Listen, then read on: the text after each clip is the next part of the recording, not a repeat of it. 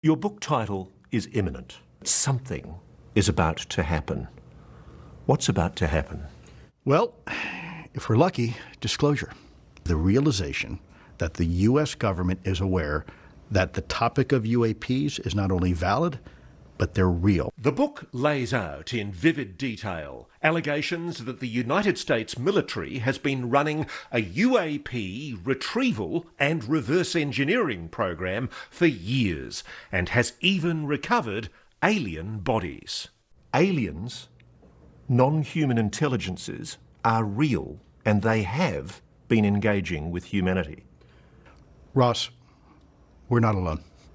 We are not alone in this universe, and it is a simple fact. And the U.S. government has been aware of that fact now for decades. The American public, the entire planet, is being lied to by the American government about what's really going on. I think if the American public knew just how deep this lie went, that we would have a very significant constitutional crisis on our hands. Why should you believe any of this? And who is this Elizondo character anyway? Well, it depends on whom you ask. Very hardworking, very diligent, intelligent, and patriotic. He is just a normal guy who is trying to do something extraordinary. What defines Lou Elizondo? Loyalty, transparency, honesty. Officially, the Pentagon disputes what Elizondo says he's done and seen. But everyone agrees he's an army veteran who has served in hotspots around the world, then oversaw counter-espionage and counter-terrorism investigations for the Department of Defense. In short, he's an American badass. You've been in combat situations, haven't you? You've been in life-threatening situations. I've been in some very unfortunate situations, yeah. I've got a lot of regrets, and I want to make sure that whatever I've done in my life, serving the people in that building, I don't want to forget, even the bad things. To make sense of the man and his claims, you need to go back to when it all started. That was 2009, when Elizondo was working as an intelligence operations specialist for the Department of Defense. He'd risen to the coveted GS-15 pay scale, the highest level federal employees can attain. Remember, I was a senior GS-15 at the time, which is, yeah, pretty senior. What's more, he'd set up a comfortable life in Kent Island, Maryland, with his wife Jen and their 2 daughters. We had a really nice place to live. This was a great place to raise our kids, and it was just a really laid-back area to grow up, to raise a family and to live here. But Elizondo says it all changed after he met this man, a renowned missile systems expert named Jim Lakatsky. He was running a program called AATIP. He was running a program called AATIP, correct. Which I have to read the acronym. It's the Advanced Aerospace Weapons System Application Program. But you learned soon that what AATIP was investigating was not just advanced weaponry. Yeah, I remember distinctly Jim pulling me into his office. He said, I mean, just bluntly, he said, "What do you think about UFOs?" And so I responded truthfully. I said, "I don't." I wasn't interested particularly as a kid into science fiction. I wasn't a big Star Trek fan or Star Wars fan. So I consider myself kind of a gumshoe investigator, old school, just the facts ma'am kind of guy.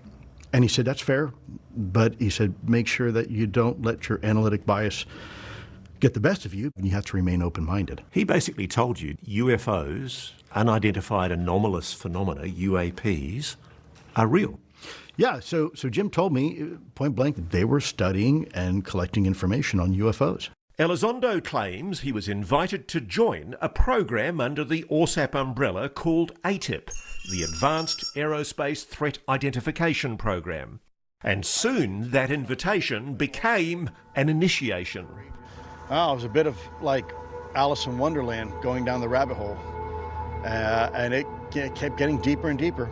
Elizondo says his first real epiphany came during a meeting with a Brazilian Air Force general who'd come to brief them on a series of incidents in a city called Colares. Tell me what was happening. These people, the townspeople, were being plagued by UFOs. In some cases, they were being pursued, and reports of these laser beam type, if you will, emissions were coming down and harming people to the point where the Brazilian government actually deployed doctors and the military to investigate. And then when they arrived, they substantiated. They encountered these UFOs, these UAP as well. But Lou, I know the report of Colares.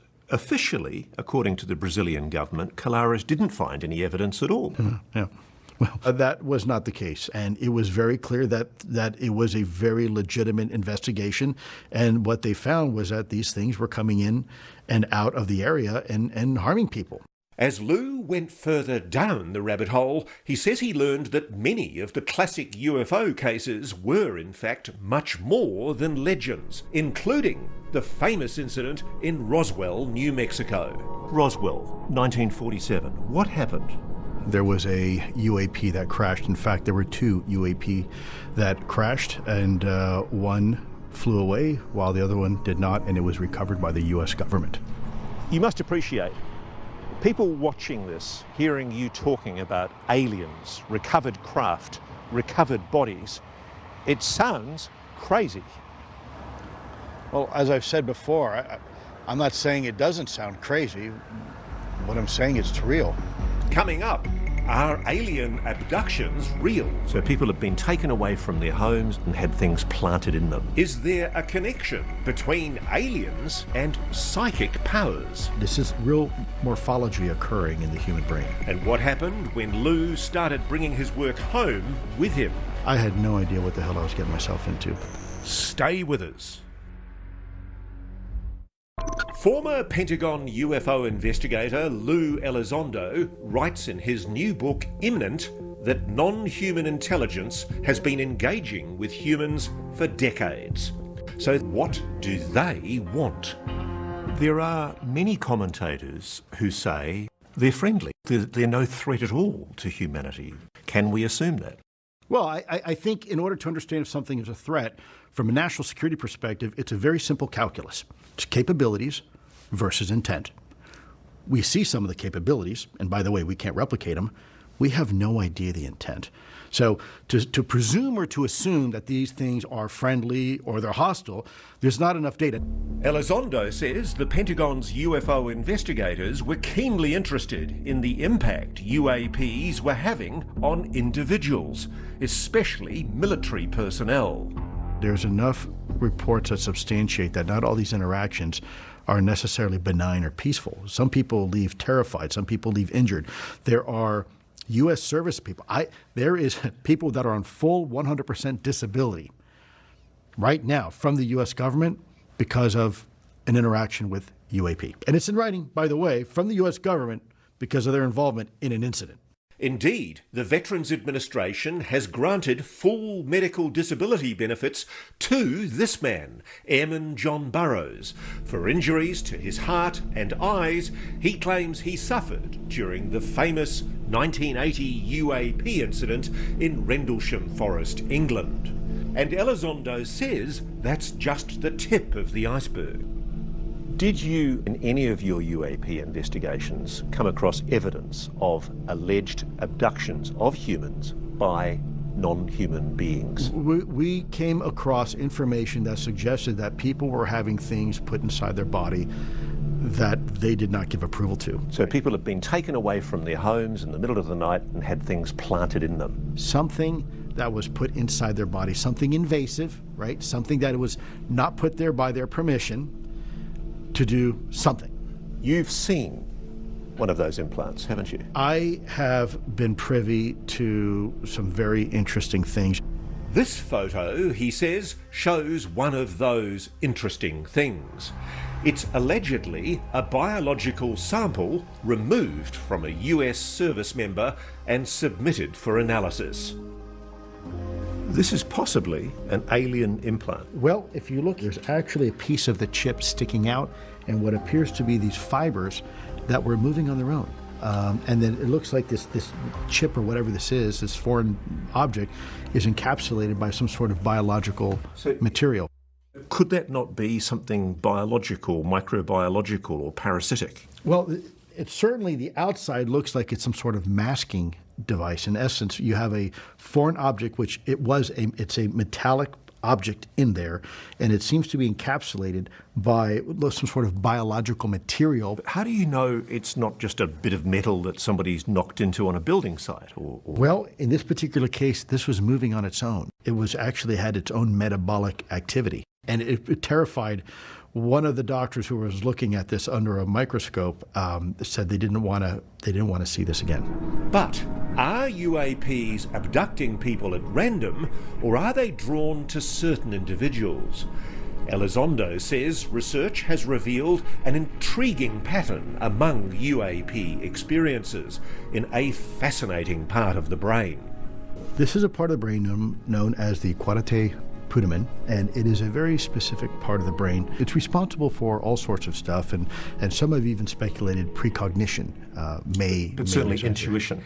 Intuition for sure. Elizondo says the caudate putamen is larger in people with alleged psychic powers, what the government has called remote viewing. What about people who've had UAP experiences? Very interesting. The same thing. And by the way, that's not me telling you. These are medical doctors and scientists. Stanford immunologist Dr. Gary Nolan has been researching this topic, and while his conclusions are not definitive, there are two working theories. One, that people with naturally large caudate putamen might attract UAPs like an antenna.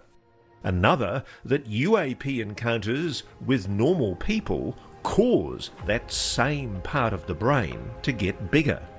And there's a lot of information to substantiate that this is real morphology occurring in the human brain. Elizondo argues that people with enhanced caudate putamen might have a talent both for remote viewing and communicating with UAPs. And that's important because it's an established fact that the Pentagon has had an interest in remote viewing for military purposes. In the vernacular, they used to call it psychic espionage. There was a program in the U.S. government, it's called Stargate. They were taking young soldiers and civilians, and they were training them to conduct espionage behind enemy lines. And the term was called remote viewing. A lot of people that were in the remote viewing program had MRIs done of their brains, and a vast majority have that specific morphology. Do I think it's extraordinary? No, it may be a vestigial capability that humans had for a long time. But does it work? Oh, it absolutely works. It absolutely works. You see, remote viewing has been discredited. The CIA determined that it doesn't work. Okay, sure. You're saying it does work? It absolutely works. Lou says he knows it works because he was trained in remote viewing himself. I don't like to really publicly talk about it. My involvement was only tangential. There's a story you tell of a terrorist suspect, and there was a remote viewing operation done that you were part of. Yes, we did an experiment. Probably shouldn't have, but we did. And long story short, it appeared to be very effective. That alleged capability for remote viewing and its potential connection to non-human intelligence may sound like a gift. But Lou says it was also, at least partially, a curse. He says that's because after years of studying UAP encounters, he began experiencing what's known in UAP circles as the hitchhiker effect. UAPs were appearing at his home, perhaps because he was attracting them. What started happening? Oh, wow. Where do I start? Well, we would have these weird glowing balls of light in the house. They were green, they were small, they were diffuse, kind of like a little neon ball, and it really caused some disruption for my kids and my wife. What were you seeing? I would routinely see orbs. What do you mean by orbs? Small little spherical green, lightish green type of color. And I'd be just walking down the hall and I would just stop and it would just continue to go right through the wall. So we're talking about the hitchhiker effect. Something had followed Lou home from work. Or by his very nature, yes. How did he explain things? Was he able to talk about what was going on? Not well. I could imagine you were pretty angry. I was very upset. The house had been turned upside down. Yes, it sounds like the stuff of madness, tall tales, delusions. And anyway, where was the proof for any of this? But before Elizondo was through, the world would see it on video. There's a whole fleet of them. Look on the SA. My gosh. Stay with us.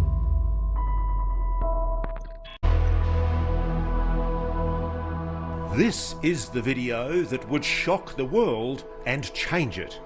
2004 November, the USS Nimitz carrier strike group were doing what they call workups off the coast of San Diego. And as they are doing this, there are two different radar arrays that are picking up these objects over the course of several days, dropping from 80,000 feet and within about a second or less, all of a sudden being 50 feet over the water and hovering and then popping back up again. So they vector the two F-18 aircraft and they go to look at this thing.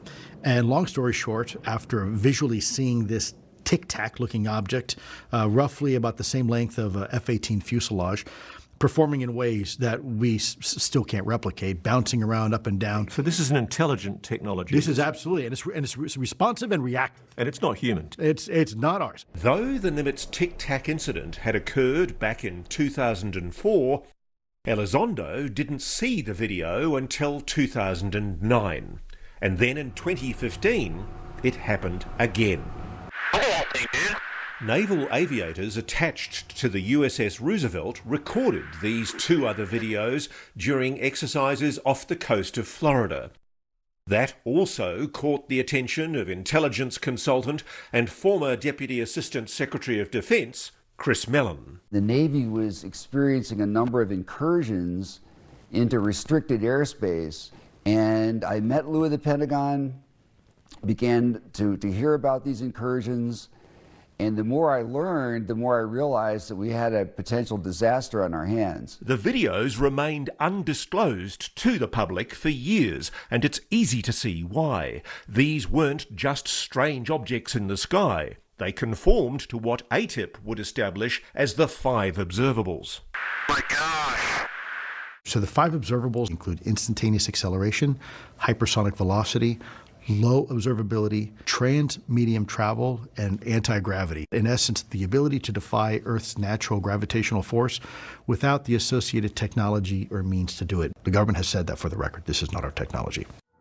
You know, people always say, well, Lou, these things are clearly from outer space. And I say, well, let's hold off on that. I often tell people, look, they can be from outer space, inner space, or frankly, the space in between. There's a whole reality around us. There's life in the bottom of the ocean that live and thrive, and they survive off chemosynthesis, not the sun. And then we have life that's, deep down in the Arctic ice that's thriving, and even on the ISS space station. What do you find, though, the most plausible explanation for the intelligence that we're witnessing? I mean, these things could be just as natural as we are. They could be from the oceans. We don't know. Elizondo says AATIP also identified another pattern. In several instances, UAPs have allegedly appeared near American nuclear facilities or weapons systems. Both the Nimitz and the Roosevelt are nuclear-powered. We do know that there is a very significant interest that UAP have towards our nuclear technology. A daunting thought, to be sure. But Elizondo says AATIP also developed a hypothesis that the UAPs might have an Achilles heel, a vulnerability that the American military can exploit.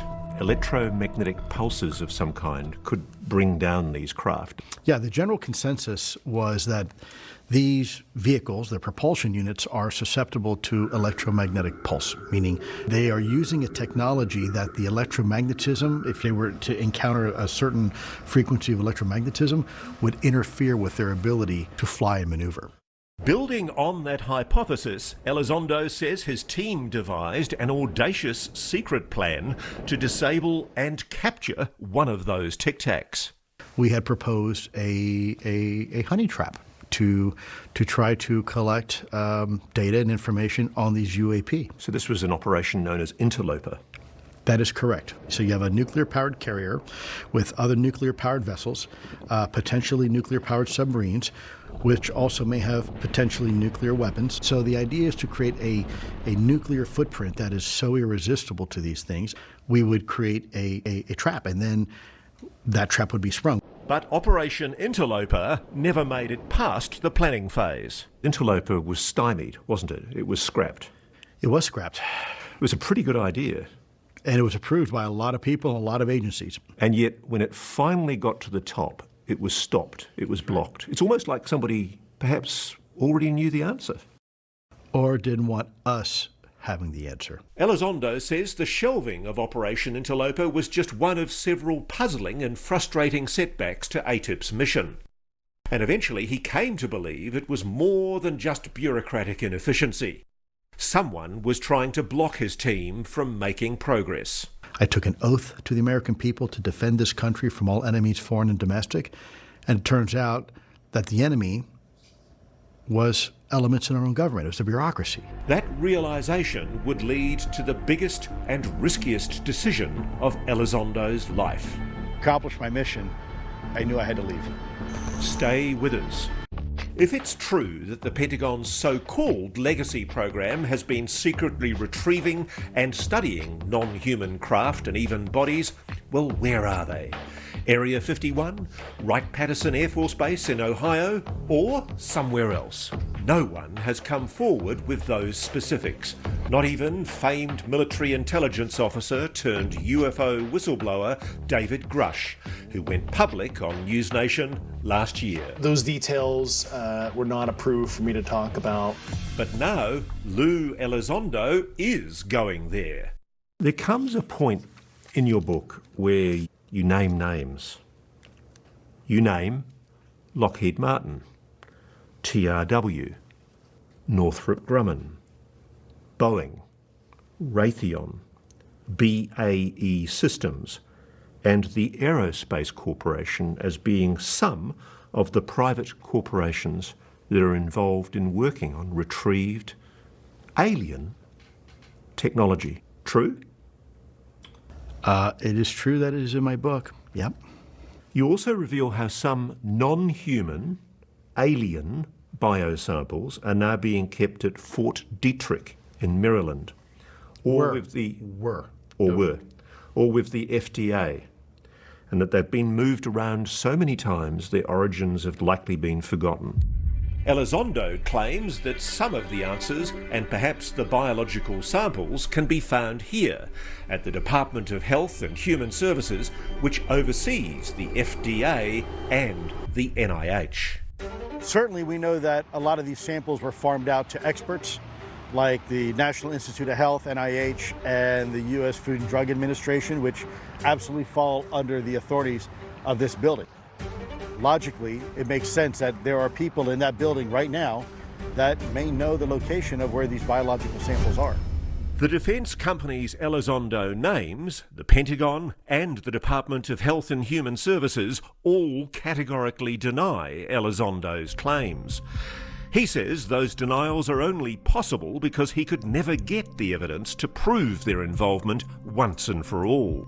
Your investigations wanted to investigate those samples and you were denied access. We were, yeah. You became increasingly aware, didn't you, that there were people in the Pentagon, in the intelligence community, in private aerospace, who didn't want you investigating UAPs? Absolutely. We began to run into some fierce resistance. And the more we continued to investigate, the increased level of that resistance became. There were elements, the only way I can describe them as religious fundamentalists. It's a group that is euphemistically dubbed as the Collins elite, isn't it? It is. The Collins elite has long been rumoured to be a cabal of religious fanatics within the Pentagon. Many consider them a myth. Elizondo thinks otherwise. That group is alive and well. It exists. I encountered elements of that group firsthand. And they're gatekeepers inside the Pentagon who don't want the UAP story investigated. That is correct, Ross. There are religious fundamentalists inside the Pentagon and inside the U.S. government, and specifically the intelligence community, that have a very, how shall I say, strict interpretation of their philosophical belief system. Elizondo recounts one specific encounter with a high-ranking member of this so-called Collins elite. He stopped me in the halls at the Pentagon. He said, "Have you read your Bible lately?"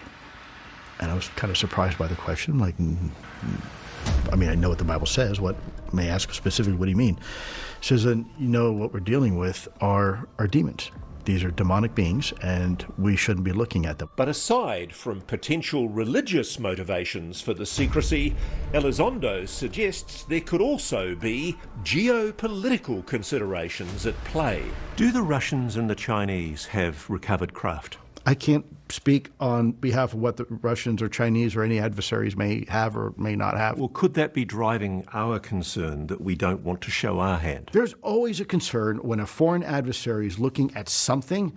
There is this cat and mouse. We don't want the adversaries to know what we have, and we also don't want the adversaries to know what we don't know, right? So there's always a reason not to broadcast what you know and don't know to your enemy. Whatever the motivations for the alleged cover-up, Elizondo says it went way beyond mere bureaucratic foot-dragging. People were threatened, weren't they? Oh, absolutely.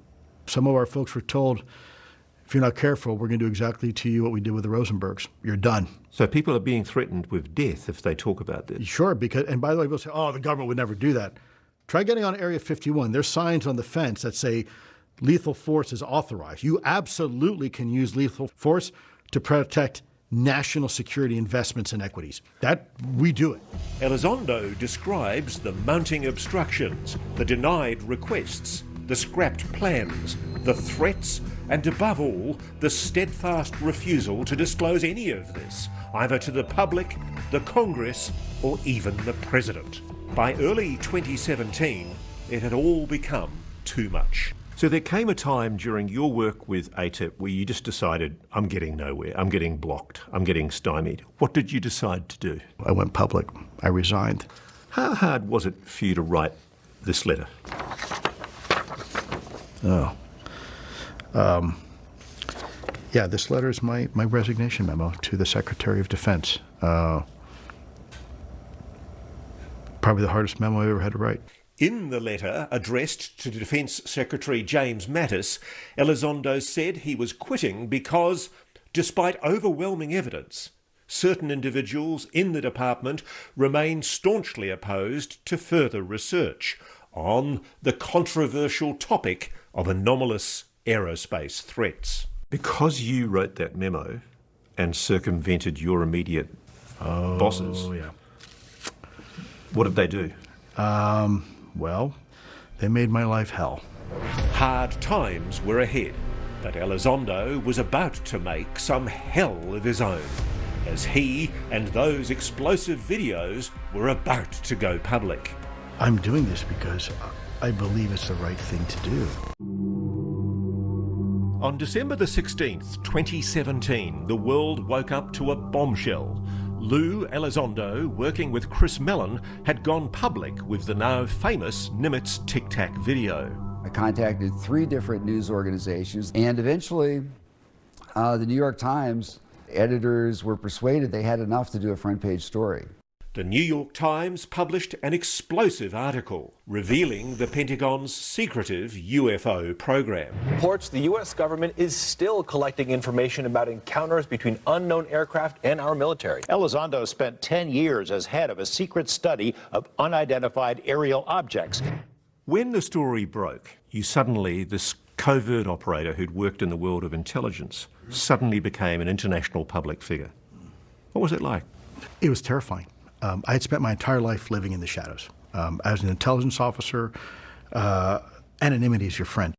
coming out was for me one of the most difficult experiences. Suddenly, Lou Elizondo's face became synonymous with the UFO question. And now, with his days at the Pentagon behind him, Lou devoted himself to the cause. He took a job with To the Stars Academy, a UFO research and advocacy group founded by rock star Tom DeLonge. Together, they appeared on History Channel's Unidentified, Inside America's UFO Investigation, which garnered him even more fame. Someone even started selling t-shirts with his face, but that attention came at a price. There were a lot of positives, but things also were about to get bad, weren't they? I did not think that our lives would be this turned inside out for this many years. It's exhausting. It's exhausting. You suffered retribution, and in fact the Office of Special Investigations in the Air Force began a criminal investigation against you, didn't they? They did. What happened with that? The initial allegation was that I was responsible for unauthorized disclosure, and then I stole classified videos out of the Pentagon and a whole bunch of stuff. And long story short, the Air Force OSI came back and said, nope, actually we seized the computers, there's no wrongdoing, didn't take anything home, and he never had a conversation about anything classified. Everything's unclassified. Publicly, the Pentagon has also denied Lou's claim that he was the head of AATIP, both in prior public statements and directly to News Nation for this report, effectively calling him a liar and a fraud. Take ISIS, I'll take Al-Qaeda, whatever. Those don't scare me. Those don't bother me. What bothers me is when people question my loyalty, my intentions of what I'm trying to do. That cuts deep. What do you think yourself of the fact that the Pentagon, as you describe it, has been actively trying to discredit Lou? I think it's shameful. This is how you're repaid. It makes no sense to me. It makes no sense. We need to have an intelligence community that is willing to speak truth to power. Here comes a guy who does that and clearly is correct. Does he get an award for identifying a huge, major vulnerability in America's air defense, like he should? No, he gets harassed by these bureaucrats because he's doing stuff that is inconvenient. On top of the reputational attacks, Lou and his family were uprooted from their home, as Lou's new job at To the Stars Academy called him to California. Then the job fell through. You'd essentially gone from fairly steady jobs, well paid in Maryland, and you'd basically taken a complete financial bath. I had to get a job at Target, and then after that I got a job at Home Depot. The family went from their house in Maryland to this mobile home. Does it frustrate you sometimes that people perhaps don't understand the sacrifice that you and Lou and your family have had to endure? Yeah, especially because everyone thinks we have all this money. Oh, they're just grifting. Come live for a day in my life. I guarantee you will run back to yours. Why is this worth it, Lou? I mean, you were a GS-15 in the senior executive service of the Defense Department. You ended up having to dig your own pit toilet. You couldn't continue to pay your rent. Why is it worth it? I have 2 daughters and I have a wife, and we have been through hell. But there's a lot of people who had a lot worse than me. I feel terrible because the stress I have put my family through and what they've had to endure. Some relief finally came in April 2021, when Senator Harry Reid wrote a letter confirming Lou's role in AATIP. It's in black and white. Personal vindication aside, Elizondo says he's most proud of the momentous shift that's taken place in the national conversation on the UAP question, both among the general public and on Capitol Hill. In 2022, lawmakers passed legislation that called on the DoD to create a UAP office which would report to Congress. That office is now known as the All-Domain Anomaly Resolution Office, or AARO. You have come a long way since 2017. What's been achieved? I'm most proud of the fact it's being openly discussed in the halls of the Pentagon. That means that the stigma, the taboo, is finally finally evaporating, and we can begin to see the topic more clearly. Unidentified objects in any domain pose potential risks to safety and security, particularly from military personnel and capabilities. With the testimony of the first AARO director, Sean Kirkpatrick, in 2023, it seemed like the UAP renaissance had officially commenced. But would it really be an age of enlightenment? What he was saying is not consistent with the truth. And when someone like that blatantly tells you something that is not true, you've got a serious credibility problem. Do you solemnly swear or affirm that the testimony you are about to give is the truth, the whole truth, and nothing but the truth, so help you God? On the 26th of July 2023, Navy pilot Ryan Graves, Navy Commander David Fravor, and former Air Force Intelligence Officer David Grush testified at a congressional hearing heard around the world. I was informed in the course of my official duties of a multi-decade UAP crash retrieval and reverse engineering program. How did it feel for you, that moment? It was a very profound and proud moment for me. So you had 3 military personnel testifying on the reality of UAP. Now that's historic. Whistleblower David Grush came on News Nation and made an earth-shattering claim. It felt, for a moment, like the dam was breaking, that full disclosure was about to happen. The American people deserve to know the truth on this.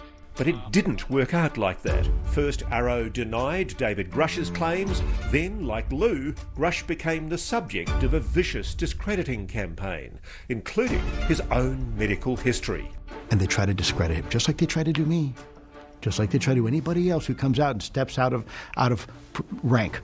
What's more, AARO has publicly declared that it has found no evidence to support any claims of a government UAP retrieval program.